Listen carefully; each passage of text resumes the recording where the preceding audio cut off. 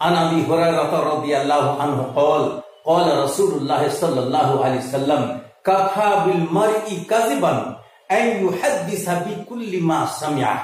অর্থাৎ হযরতে আবু হুরায়রা রাদিয়াল্লাহু তাআলা আনহু থেকে বর্ণিত, তিনি বলেন রাসূল সাল্লাল্লাহু আলাইহি সাল্লাম বলেছেন, একটি মানুষকে মিথ্যুক সাব্যস্ত করার জন্য বা মিথ্যা সাব্যস্ত হওয়ার জন্য এতটাই যথেষ্ট যে যাহা শুনে তাহাই লোকের সামনে বর্ণনা করে, লোকের কাছে যাহা শুনে তাহাই বর্ণনা করে।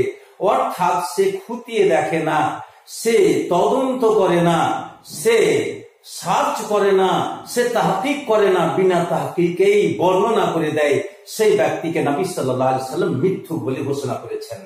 যেমনটি আজকাল দেখতে পাওয়া যায়, অনেক বক্তা দেখতে পাওয়া যাচ্ছে বড় বড় মঞ্চে তারা ভাষণ দিচ্ছে, তারা জেনারেল শিক্ষিত এবং কিছু কিছু ছোট ছোট আলেম, তারা বক্তব্য দিচ্ছে, কিছু কিছু বক্তার নকল করে যা বলেছে বক্তা সেটাই বলছে, যেখানে যেভাবে হাত বলেছে সেভাবে হাত নড়াচ্ছে, 1 2 3 যেভাবে বলেছে ওইভাবে 1 2 করে গুনাচ্ছে, যেইভাবে শুনেছে ওইভাবেই হুবাহু নকল করে দিচ্ছে।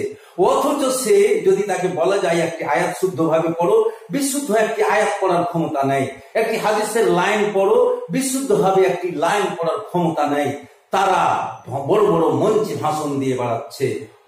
তারা তাদের ক্ষেত্রেই আল্লাহ নবী বলেছেন যে এরা সেম টু সেম নকল করে দেয়, এরা আসলে হাদিসের দক্ষ না, এরা কোরআনের দক্ষ না, এরা যা শুনে তাই বর্ণনা করে দেয়। অতএব এরা মিথ্যুক। এরা যেহেতু তদন্ত করে না, সার্চ করে না, সার্চ না করেই বলে দেয়, কারণ এরা মিথ্যুক, এদের বক্তব্য শোনা যাবে না।